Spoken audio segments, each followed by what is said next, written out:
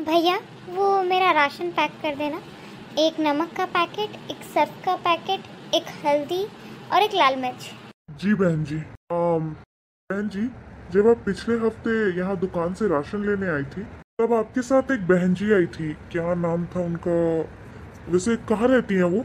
आप कविता की तो बात नहीं कर रहे हैं? जी हाँ, आपने यही नाम लिया था। वैसे है कहाँ वो और रहती कहाँ है? अरे इसी गली में 4 घर छोड़ करके रहती है। क्यों, क्या हुआ?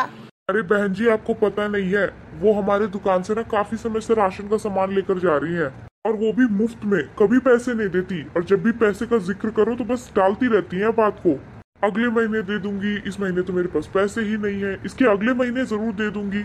ऐसे करते करते और मेरा ये सब कुछ सुनते सुनते ना 4 महीने निकल गए हैं। अरे ये मेरी छोटी सी राशन की दुकान है, कोई गोदाम नहीं है, कोई खदान नहीं है कि ऐसे मुफ्त में राशन बांटते फिरेंगे हर किसी को।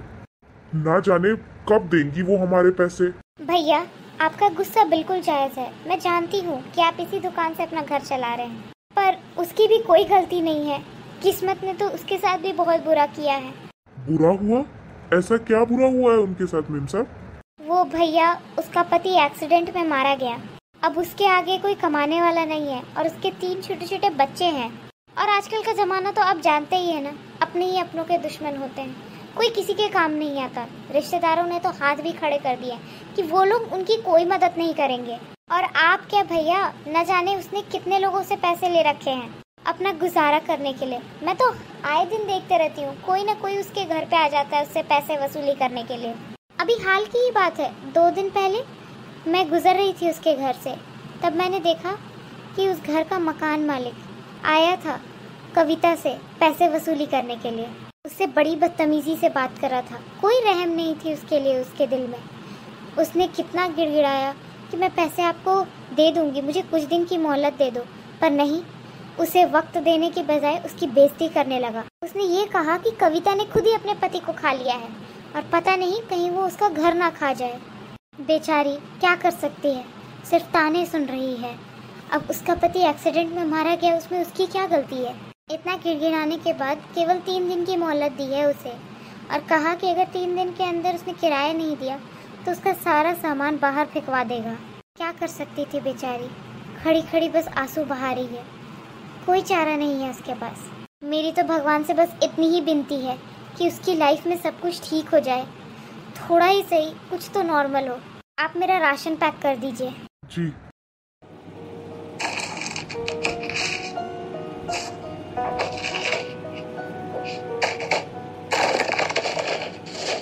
लीजिए। कितने पैसे हो गए? 1000 रुपए। 1 सेकेंड, ये लीजिए।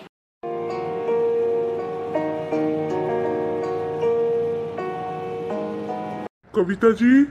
अरे भैया आप यहाँ? आप बहुत दिनों से राशन लेने नहीं आई थी दुकान पर, इसलिए मैं आ गया। देखिए, मैं समझ सकती हूँ कि मुझे आपके पैसे वापस लौटाने हैं, पर आप चिंता मत कीजिए। आपका अब तक का जितना भी हिसाब है ना, मैं जल्द से जल्द उसे चुकता कर दूंगी। आप मुझे बस कुछ दिनों की और मोहलत दे दीजिए, मैं आपके पैसे आपको जल्द से जल्द लौटा दूंगी। अरे दीदी, आप चिंता मत कीजिए, मैं आपसे कोई भी पैसे लेने नहीं आया हूँ, बल्कि ये थोड़ा राशन है जो मैं आपको देने आया हूँ, लीजिए। बहन जी, आप इतना संकोच मत कीजिए, देखिए ये राशन मैं आपके लिए ही लाया हूँ। और हाँ, इसके ना मैं आपसे कोई भी पैसे नहीं लूंगा। आपको याद है, आप जब भी हमारे दुकान में राशन लेने आती थी तो आप क्या कहती थी हमें? भैया आप मुझे राशन दे दो। आप तो मुझे भाई कहती है ना, तो फिर भाई का तो फर्ज होता है ना कि जब बहन मुसीबत में हो तो अपनी बहन की मदद करना, उसके साथ खड़ा रहना। वैसे तो मेरी कोई सगी बहन है नहीं, पर जब आपने ही मुझे भैया कहा है तो आप मेरी बहन हुई ना। बस इसी नाते से मैं आपके लिए सामान लेकर के आया हूँ, संकोच मत कीजिए, ले लीजिए बहन जी। बहन जी, ये लीजिए दूध। पर मेरे पास पैसे नहीं है देने के लिए। लीजिए बहन जी। ये सब क्या है? पर मेरे पास सच में पैसे नहीं है आप लोगों को देने के लिए। बहन जी आप चिंता मत कीजिए, हम आपसे पैसे नहीं मांग रहे इन सब सामान के, बस हम तो अपनी तरफ से आपकी एक छोटी सी मदद कर रहे हैं। बहन जी आज से ना हम तीनों आपके भाई हैं और आप किसी भी चीज की चिंता मत कीजिएगा। हम तीनों आपका घर का चूल्हा बुझने नहीं देंगे, ठीक है? आप सबका बहुत बहुत शुक्रिया। मुझे तो समझ ही नहीं आ रहा कि मैं आप तीनों का उधार किस तरह से चुकाऊंगी।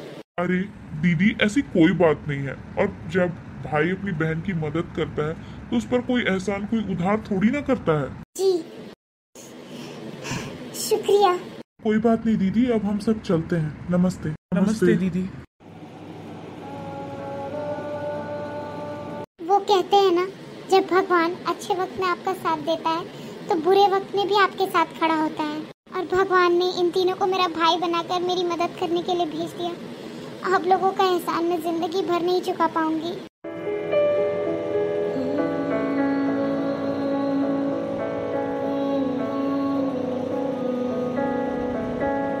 अगर आपको हमारी वीडियो अच्छी लगी है तो इस वीडियो के नीचे के हाइप के बटन को ज़रूर दबाएं, जिससे कि ये वीडियो और भी लोगों तक पहुंचे।